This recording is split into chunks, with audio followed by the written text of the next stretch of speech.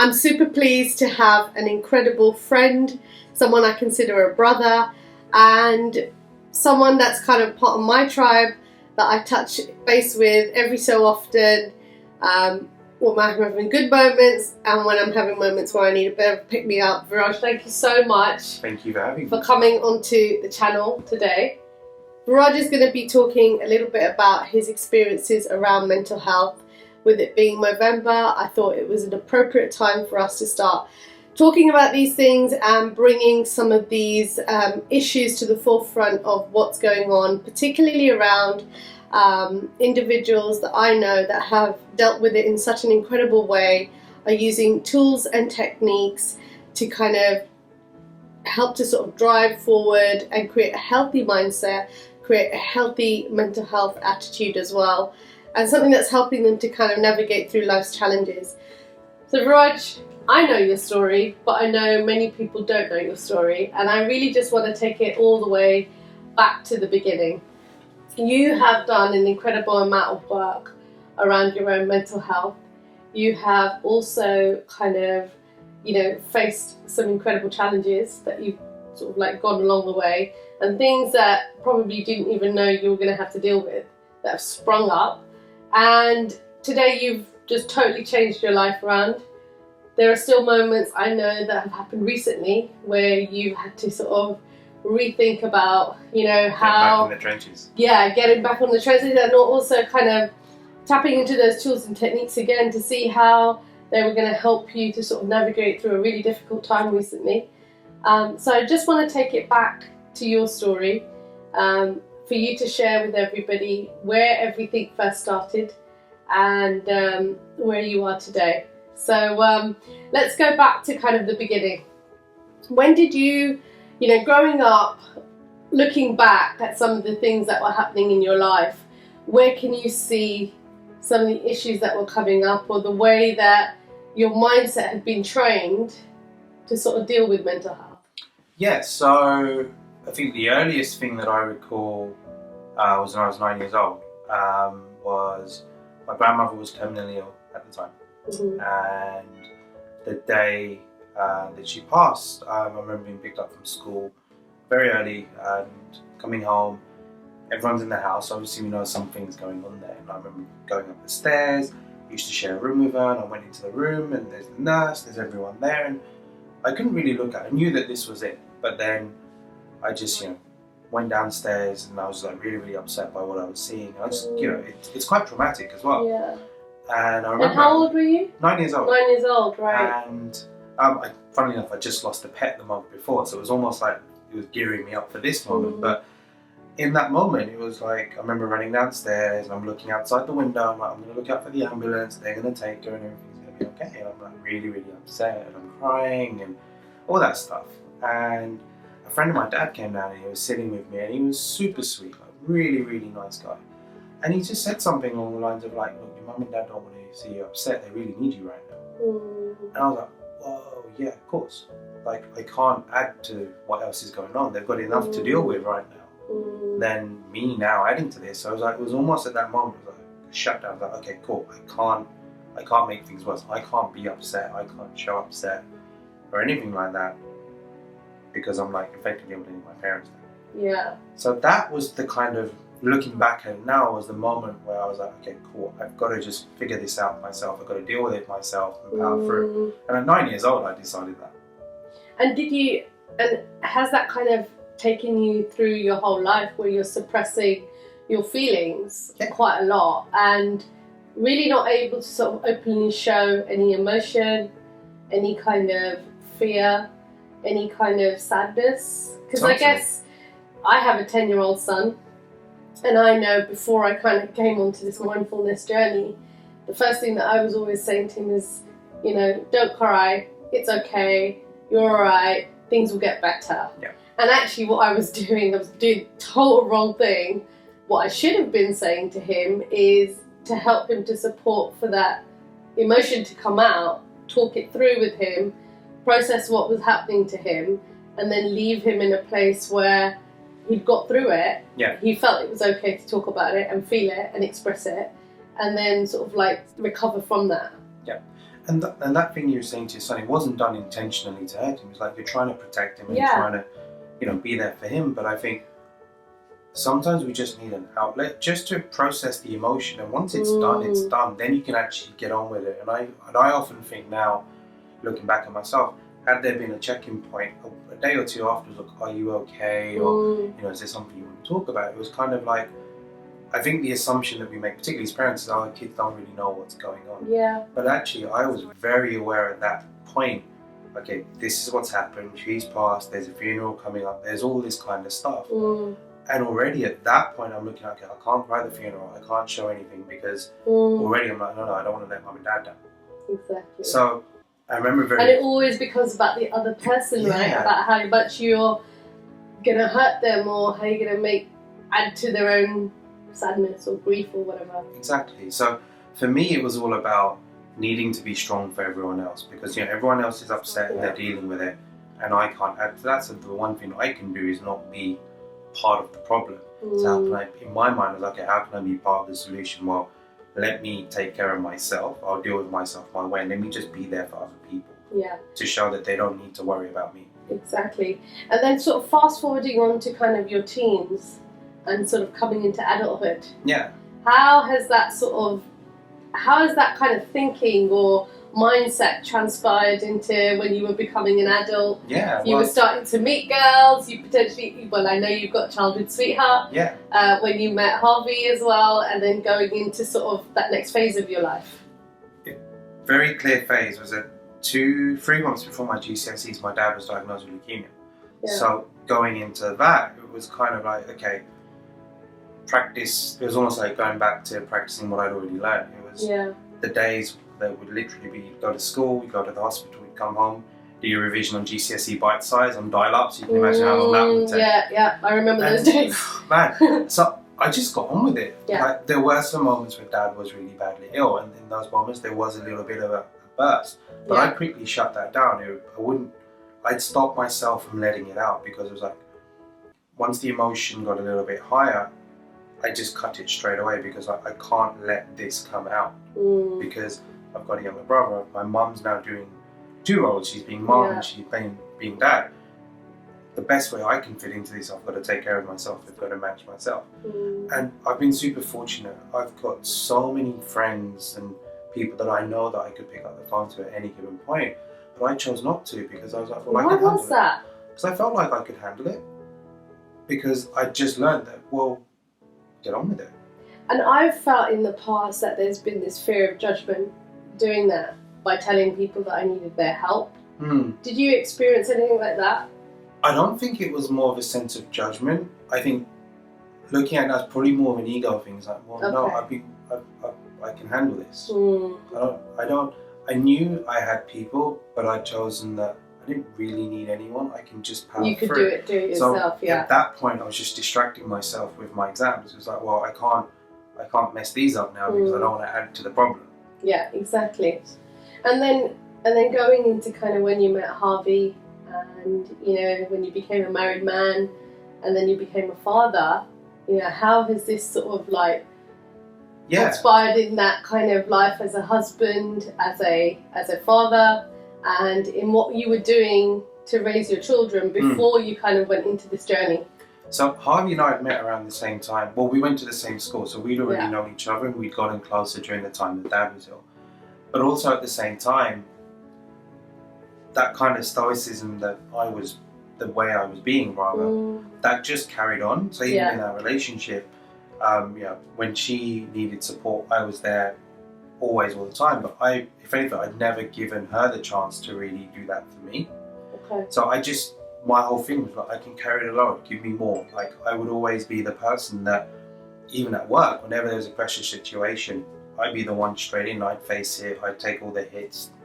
Yeah. I'd really just front it out and handle it, where externally, I'd be as cool as a cucumber. No one would really see what's going on below the surface. But there was a lot of anxiety brewing, and there was a lot of, I would say, depression, in the sense of like just not being able to process the emotion, the sadness, the stress, the trauma of everything that was going on. So it's all just bubbling amongst the surface. And I suppose the other thing when it came into the work setting was just not asking for help. Mm. I'd take on the work, or if I was struggling to do something, I'd kind of put it out there that I want a bit of help, but I wouldn't necessarily directly make the request, assuming that someone would notice and kind of help out. But I was just creating a road for my own back. How were people seeing that was depression, or could they see that it was depression? They couldn't. They would see that I'm really busy all the time. So I used to live in East London and used to commute to Egham for work. So I'd be in a car for 4 hours a day, be at a desk for 8 hours a day. And at work, I'd be just head down, just trying to get stuff done. Like just really over-analysing and just making sure that everything's good, everything's perfect. Analysis by paralysis is what I used to call it. But I'd just be like tunnel visioned into work. And I wouldn't really talk much about myself. Like people would just see that I'm just really busy.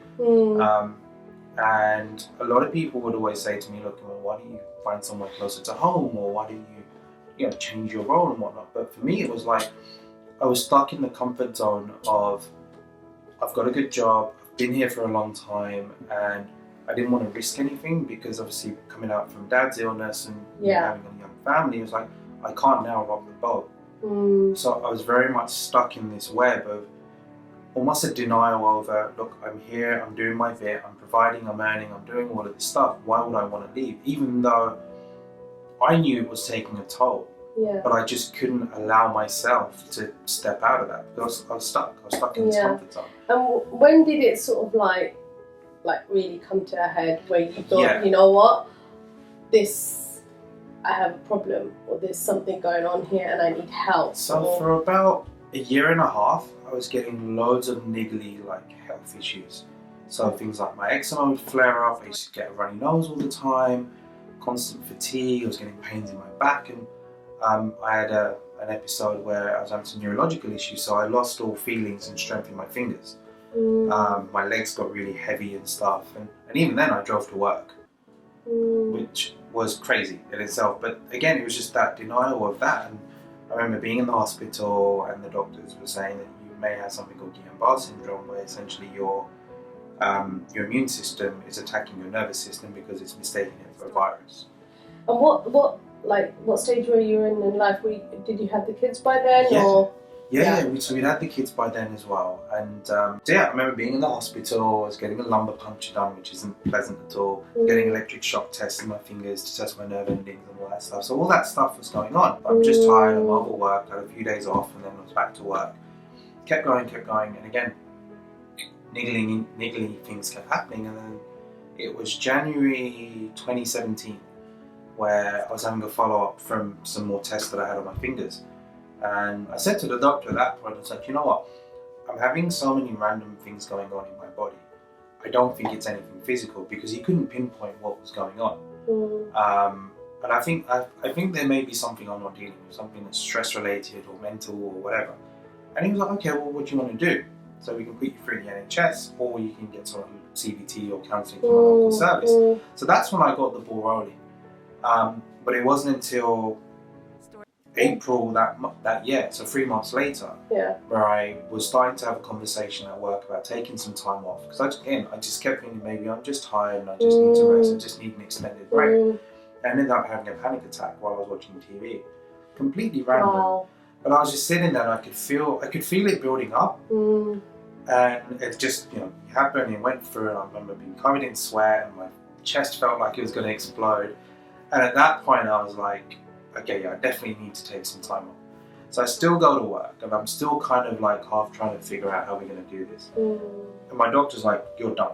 I am signing you off. I can't tell you what's physically wrong with you. You just have to physically stop whatever it is that you're doing. So it wasn't until that happened where I actually took the time out, because I was still trying to keep it going for much longer. So at that point I got the counselling, got the CBT, but I still felt like I wasn't really going deeper. And at that time I thought, okay, 3 months in, I'm going to go back to work. So from the time you started to do the counselling to the time that I met you, and we met because of a mindfulness coaching program that we were both part of, with an incredible coach and leader that we both, I know, really are inspired by, Jay Shetty. And we came onto his coaching program because we both had different needs. And that was when we met. Was that the first point for you in terms of changing your lifestyle, other than kind of physically what your doctor had prescribed you, or any therapy that he prescribed for you? Yes, so between that point, so that was January 2018. Yeah. So from April to December was basically me being at home, getting to spend more time with the kids. Was that helping? It was and it wasn't. And it wasn't in the sense of I felt like I wasn't doing too much. I felt like I had to go back to work because like being a guy and being off work and all that stuff, like all those thoughts were flying around. So the stigma around it, right? Yeah. That eats into you. Yeah, and as much as I was enjoying being around the kids, I really felt like I wasn't contributing that much. Okay. And the counselling and the CBT I thought just wasn't really working. And then it was December 2018, I remember I was sitting on my sofa and I was just so fed up. I'd just been prescribed some antidepressants, which tasted horrible. So I had one of those and I was like, never again. Yeah. And at that point, I was really like, that was the moment where I felt existentially, I really started to question myself in terms of like, who am I? What am I doing? Am I even this person that I think I am? And like, it was probably about 2 or 3 hours where I'm sitting there and I'm just really like, asking myself these major questions, and at that point I was like, nothing that I've been told or given or educated on is working, so I need to figure this out for myself. So I decided I'm not gonna carry on with the counselling or the CBT or any of this stuff.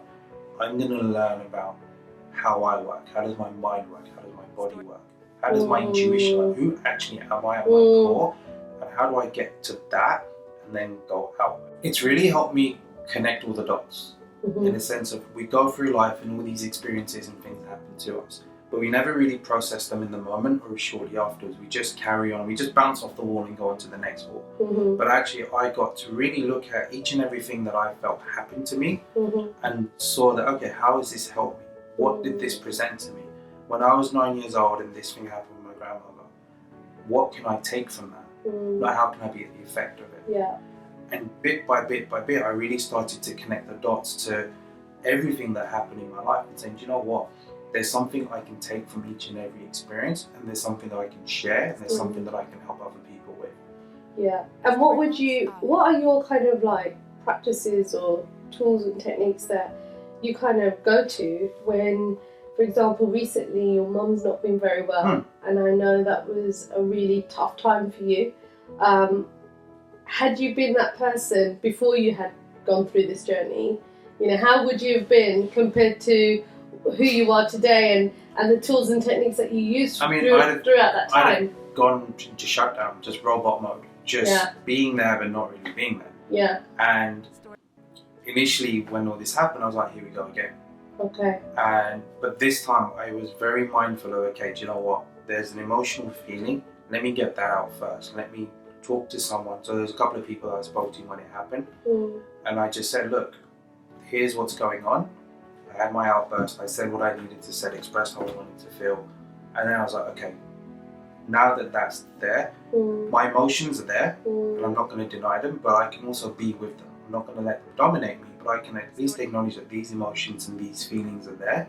I'm aware of them, and also there's things that I can do and there's things that I can't do. So let me focus on what I can do. Now, medically speaking, the doctors have got to take care of whatever they need to do.